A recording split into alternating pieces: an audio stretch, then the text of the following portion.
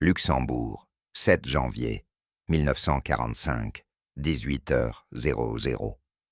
La bataille des Ardennes est enfin en train de s'effondrer dans les forêts glacées. Mais à l'intérieur du quartier général allié, la guerre est loin d'être terminée. Le général Omar Bradley, connu dans le monde entier comme le général des GI, est assis à son bureau. C'est un homme célèbre pour son calme presque ennuyeux. Il ne porte pas de revolver à crosse nacrée comme Patton. Il ne porte pas de béret comme Montgomery. Il ressemble à un instituteur corrigeant des copies. Mais en cet instant, le crayon qu'il tient dans la main est sur le point de se briser. Il vient de lire la transcription d'une conférence de presse donnée ce matin-là par le maréchal Bernard Montgomery. Depuis des semaines, Bradley a encaissé des insultes qui auraient fait hurler un homme moindre. Il a vu ses armées lui être retirées ses tactiques tournées en dérision et ses soldats utilisés comme des pions dans une démonstration d'égo britannique. Mais cette transcription est différente. Ce n'est pas seulement une insulte, c'est un vol d'histoire. La plupart des historiens se concentrent sur les éclats de voix de Patton. Pourtant, le moment le plus dangereux pour l'alliance alliée n'est pas venu avec un cri. Il est venu avec un murmure. Lorsque l'homme le plus silencieux de la pièce décida enfin qu'il en avait assez, il se tourna vers la ligne téléphonique sécurisée reliant Dwight Eisenhower. Il n'appelait pas pour négocier, il appelait pour démissionner. L'instituteur était sur le point de donner une leçon au commandant suprême. Pour comprendre le poids de ce refus, il faut comprendre l'homme. Omar Bradley était une anomalie durant la Seconde Guerre mondiale. Dans une armée de paons comme MacArthur et Patton, Bradley était un moineau. Il ressemblait à un professeur d'université égaré sur un champ de bataille. Il portait des uniformes réglementaires, mangeait avec les soldats du rang et détestait les projecteurs. Il était le général des soldats. Il croyait que le rôle d'un commandant était de dégager la voie pour ses hommes, pas de courir après les gros titres. Pendant 2 ans de la poussière de Tunisie, aux haies de Normandie, Bradley avait accepté son rôle de subordonné fiable. Il s'était effacé pour laisser Patton récolter la gloire en Sicile. Il s'était effacé pour laisser Montgomery prendre la tête ailleurs. Il fonctionnait selon une croyance simple, presque naïve. Si vous faites bien votre travail, le mérite viendra de lui-même. Il faisait confiance au système. Il faisait confiance à son ami Eisenhower pour être l'arbitre équitable entre les chevaux de trait américains et les chevaux de parade britanniques. Mais Bradley ne comprenait pas qu'en guerre de coalition, le silence est souvent pris pour de la faiblesse. Il pensait être un bon allié. Montgomery pensait qu'il était un paillasson. Et les paillassons sont faits pour être piétinés. Tout au long de l'hiver amer de 1944, Bradley s'accrocha à une conviction unique: nous formons une seule équipe. Même lorsque les Allemands lancèrent leur gigantesque contre-offensive à travers les Ardennes, brisant la paix du front fantôme, Bradley tenta de garder son sang-froid. Il savait que l'alliance était fragile. Il savait que Churchill et Roosevelt observaient. Il réprima son ego pour le bien supérieur. Quand Patton fulminait contre l'ingérence britannique, Bradley le calmait. Quand la presse posait des questions orientées, Bradley répondait avec diplomatie. Il croyait sincèrement que combattre les Allemands était la seule priorité et que les querelles mesquines sur les limites de commandement n'étaient que des distractions. Il supposait que Montgomery, malgré toute son arrogance, pensait la même chose. Il supposait que lorsque le sang américain se répandait sur la neige, le maréchal britannique traiterait la crise avec le respect solennel qu'elle méritait. C'était une croyance née de l'optimisme américain, une croyance qui allait être démontée pièce par la froide mécanique de l'ambition britannique. La trahison n'a pas commencé par un discours. Elle a commencé par une carte. La première fissure dans la détermination de Bradley apparut dans la nuit du 20 décembre 1944. L'offensive des panzers allemands avait enfoncé un coin physique de 72 km de profondeur et de près de 100 km de largeur dans les lignes américaines. Les lignes téléphoniques reliant le quartier général de Bradley à Luxembourg, à ses armées du Nord, furent coupées. Eisenhower, invoquant une paralysie des communications, prit la décision fatidique. À 22h30, il ordonna le transfert de la première armée américaine, commandée par Courtney Hodges, et de la 9e armée américaine sous William Simpson, vers le 21e groupe d'armées de Montgomery. Les chiffres furent catastrophiques pour Bradley. En un seul acte administratif, il perdit le commandement de 200 000 soldats américains. Il perdit les 2/3 de sa puissance de combat. Il fut dépouillé des divisions d'élite qu'il avait formées depuis le jour J. Du jour au lendemain, le commandant de la plus grande force américaine en Europe se retrouva réduit à ne diriger que la 3e armée de Patton dans le sud. C'était une rétrogradation en tout sauf en nom. Bradley fit valoir que ses liaisons radio fonctionnaient parfaitement, mais la décision resta inchangée. Il fut contraint de remettre ses hommes à un rival qui méprisait ouvertement les tactiques américaines. Mais la perte du commandement n'était que le début. La deuxième fissure fut personnelle. Le 25 décembre, tandis que les troupes américaines gelaient dans leurs trous d'hommes, Montgomery arriva pour inspecter son nouveau commandement. Il n'arriva pas rapidement. Il arriva à 11h du matin, transporté dans une Rolls-Royce rutilante, vêtu d'un uniforme impeccable, qui tranchait violemment avec les Américains couverts de boue. Son premier acte fut d'annuler la contre-attaque américaine. Bradley et Hodges avaient préparé un plan pour frapper immédiatement les flancs allemands près de Houffalize. Montgomery regarda le plan et le rejeta. Il ordonna un nettoyage des lignes, un repli vers des positions défensives. Cette décision retarda la contre-offensive alliée de près de 2 semaines. Pendant que 12 divisions américaines restaient inactives sous les ordres britanniques, les Allemands purent consolider leurs gains. Montgomery donna des leçons à des généraux américains chevronnés des hommes qui avaient commandé des corps d'armée au combat pendant des années sur les bases mêmes de la défense d'infanterie. Il traita la première armée américaine non comme un partenaire, mais comme une unité brisée, ayant besoin de la discipline britannique pour survivre.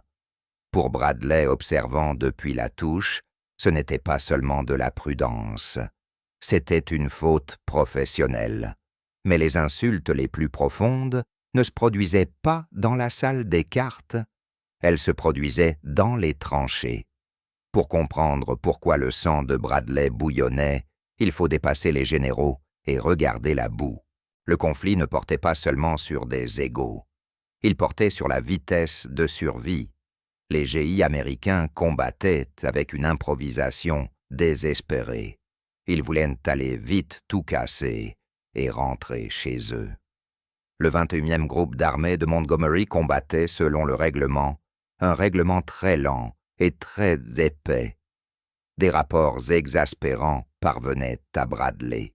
Des unités américaines, prêtes à contre-attaquer, recevaient l'ordre de s'arrêter et d'attendre parce que les unités britanniques sur les flancs n'avaient pas terminé leur réorganisation matinale, tandis que des médecins américains hurlaient pour obtenir un appui afin d'évacuer les blessés des officiers de liaison britanniques, refusaient calmement des demandes d'artillerie parce qu'elles n'avaient pas été validées par les circuits appropriés. Ce n'était pas seulement agaçant, c'était mortel. Un commandant américain écrivit que combattre sous Montgomery revenait à essayer de sprinter en portant des bottes de plomb. Cette paralysie bureaucratique permit à des chars allemands, qui auraient pu être détruits en quelques minutes par l'initiative américaine de s'échapper, parce que le protocole britannique exigeait un ordre signé. Bradley ressentait chacun de ces retards comme une blessure personnelle. Il comprit que la prudence de Montgomery ne sauvait pas des vies. Elle les gaspillait. Ces hommes mouraient non à cause des balles allemandes, mais à cause de la paperasse britannique. La rupture finale ne vint pas d'un char allemand. Elle vint d'un microphone. Le 7 janvier 1945, la facture sanglante de la bataille des Ardennes reposait sur le bureau de Bradley. C'était une feuille de papier lourde, de morts 19 246 soldats américains, tués 47 500 blessés et 23 000 disparus. Le mois le plus meurtrier de toute l'histoire de l'armée américaine. Puis Bradley alluma la radio pour écouter la conférence de presse de Montgomery. Pendant 30 minutes, il entendit une fantaisie. Montgomery parla de la bataille, non comme d'une lutte désespérée pour la survie, mais comme d'une opération britannique bien ordonnée, où il avait remis de l'ordre dans le chaos. Il s'attribua la victoire en utilisant une distorsion écœurante des chiffres. Dans le secteur nord critique, là où les combats avaient été les plus violents, le 26e corps britannique de Montgomery avait subi moins de 200 pertes, principalement parce qu'il avait été maintenu en réserve. Il revendiquait une victoire achetée entièrement au prix de 80 000 pertes américaines. Pour Bradley, ce n'était pas seulement de l'arrogance, c'était du courage volé à l'échelle industrielle. Montgomery construisait sa légende sur les cadavres de garçons américains venus du Kansas et de l'Ohio. Le calcul donnait la nausée. Chaque fois que Monty disait « je », Bradley y voyait une profanation des hommes qui gelaient dans des tombes à Hounsfeld. L'illusion de l'allié noble ne se contenta pas de se briser. Elle pourrit là sur le bureau. L'instituteur comprit qu'il travaillait avec un voleur. La pièce du quartier général de Luxembourg devint silencieuse comme la mort. Bradley ne cria pas. Il ne jeta pas la transcription contre le mur comme l'aurait fait Patton. À la place, un calme terrifiant s'abattit sur lui. C'était le froid d'un homme plié encore et encore jusqu'à ce que le métal finisse par rompre. Il fixa le téléphone. Pendant 3 ans, il avait été le type gentil, le paillasson, la colle qui empêchait l'alliance de se disloquer. Il avait laissé Eisenhower vendre sa dignité pour maintenir Churchill satisfait. Plus jamais. Il saisit la ligne sécurisée vers Eisenhower. Sa voix était posée presque douce, ce qui donnait à ses mots le ton d'une sentence de mort. « Ike, dit-il, en regardant la neige tomber derrière la fenêtre, tu as un choix à faire. Je ne peux pas servir sous Montgomery.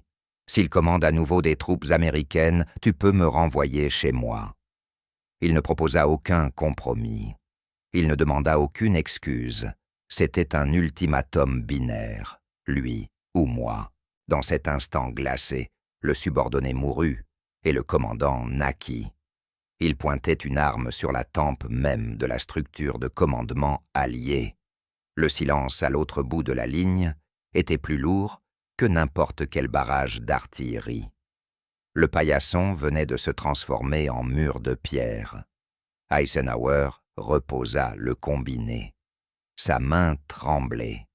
Il comprit que Bradley ne se contentait pas de menacer de démissionner. Il menaçait de faire s'effondrer l'ensemble du commandement américain en Europe. Pour la première fois, Ike comprit qu'il avait poussé son meilleur ami trop loin. La nouvelle se répandit rapidement. George Patton, en apprenant la prise de position de Bradley, jeta aussitôt de l'essence sur le feu. « Dis-lui d'aller en enfer, Brad », rugit Patton au téléphone. « Je démissionne avec toi. On rentre tous les deux et on dira la vérité. » Soudain, Eisenhower se retrouva face à une mutinerie de ses principaux commandants de terrain. Toute la structure de commandement américaine se solidifiait contre Montgomery. Le coût politique de l'apaisement envers les Britanniques venait de devenir trop élevé. Eisenhower comprit qu'il ne pouvait plus sacrifier ses propres généraux pour ménager les sentiments de Churchill. L'illusion de « l'équipe unique » était morte. Désormais, c'était Américains contre Britanniques, et les Américains avaient le nombre. Pourquoi cette blessure était-elle si profonde? Il ne s'agissait pas seulement de tactique militaire, il s'agissait d'une guerre de classe. Montgomery regardait Bradley et voyait un colon rustique, un homme du peuple venu du Missouri, dépourvu de l'éducation et du raffinement de l'aristocratie britannique. Monty traitait les soldats américains, non comme des partenaires, mais comme une matière biologique brute à gérer par un intellect britannique supposément supérieur. Mais la blessure la plus profonde, la plus sombre, fut infligée par Eisenhower lui-même. Bradley et Ike étaient en camarades de promotion meilleurs amis. En permettant à Montgomery d'humilier Bradley pendant des semaines, en lui retirant son commandement, et en le forçant à mendier des miettes Eisenhower, avait commis la trahison personnelle ultime. Bradley comprit qu'Eisenhower avait sacrifié leur amitié sur l'autel de la politique. Il avait vendu ses propres généraux pour préserver la paix avec Londres. L'explosion du 7 janvier ne visait pas seulement à arrêter Monty, c'était Bradley qui obligeait Eisenhower à cesser d'être un politicien et à agir enfin comme un commandant américain. C'était le cri de douleur d'un homme qui réalisait que sa loyauté avait été utilisée comme une arme contre lui. Il força Eisenhower à se regarder dans le miroir. La réaction d'Eisenhower fut rapide et décisive. Il ne se contenta pas d'écrire une réprimande à Montgomery. Il modifia physiquement la carte. Le 17 janvier 1945, à peine 10 jours après la conférence de presse, la première armée américaine fut rendue au commandement de Bradley des semaines plus tôt que Montgomery ne l'avait prévu. L'effet fut électrique. Bradley, libéré de la tutelle britannique, lança ses armées avec une nouvelle fureur glaciale. Il ignora les demandes d'aide de Montgomery dans le nord. Il poussa agressivement le 12e groupe d'armées vers le Rhin. Il n'attendait plus d'autorisation. Puis vint le moment qui prouva qu'il avait eu raison depuis le début. La preuve ultime que Bradley avait eu raison de se révolter arriva en mars 1945, en un lieu appelé Remagen. Ce fut l'instant où l'instituteur retira enfin ses gants. Montgomery préparait méticuleusement un franchissement massif et théâtral du Rhin dans le nord. C'était du Monty tout craché, des semaines de préparation, des milliers de pièces d'artillerie et des millions de tonnes de ravitaillement. Il exigeait que tous les efforts alliés s'arrêtent pour soutenir son grand spectacle. Il voulait la gloire d'être le premier à traverser le Rhin. Mais Bradley, désormais, animé d'une indépendance froide, ignora le scénario lorsque des éléments de sa 9e division blindée découvrirent que le pont Ludendorff à Remagen était miraculeusement intact. Bradley ne demanda pas la permission. Il n'appela pas Montgomery. Il n'attendit même pas Eisenhower. Il lança un seul ordre, traverser. Et tandis que Montgomery répétait encore son rôle pour la grande représentation, les troupes de Bradley se déversèrent déjà de l'autre côté du Rhin. Lorsque Monty lança enfin sa coûteuse opération, Plunder Bradley disposait déjà de 4 divisions sur la rive allemande du fleuve. Lorsque la nouvelle éclata que les Américains lents et rustiques avaient devancé les Britanniques pour le trophée, l'humiliation changea de camp. Montgomery entra dans une rage noire, mais il ne put pas dire un mot. Bradley avait prouvé que la vitesse et la confiance accordée aux subordonnés fonctionnaient mieux que le contrôle rigide. La prise de Remagen raccourcit la guerre de plusieurs semaines. C'était la réponse silencieuse et dévastatrice de Bradley à la conférence de presse du 7 janvier. Il n'avait pas besoin d'un microphone pour revendiquer la victoire. Il lui suffisait d'un pont. La relation personnelle entre Bradley et Montgomery fut réduite en cendres. Pour le reste de la guerre, Bradley traita Montgomery avec une distance professionnelle glaciale. Lors de l'encerclement de la poche de la Ruhr en avril, Bradley garda délibérément ses plans opérationnels vagues lorsqu'il s'adressait aux Britanniques, craignant que Monty ne tente de le ralentir pour rattraper son retard. Il refusa de coordonner ses mouvements avec le 21e groupe d'armée, sauf ordre explicite d'Eisenhower. Le bon allié devint un opérateur indépendant. Ce basculement accéléra la fin du Troisième Reich. Il prouva que lorsque la machine militaire américaine cessait de se soucier des délicatesses diplomatiques et se mettait à mener sa propre guerre, elle devenait irrésistible. Dans les livres d'histoire, ils se tiennent côte à côte le jour de la victoire.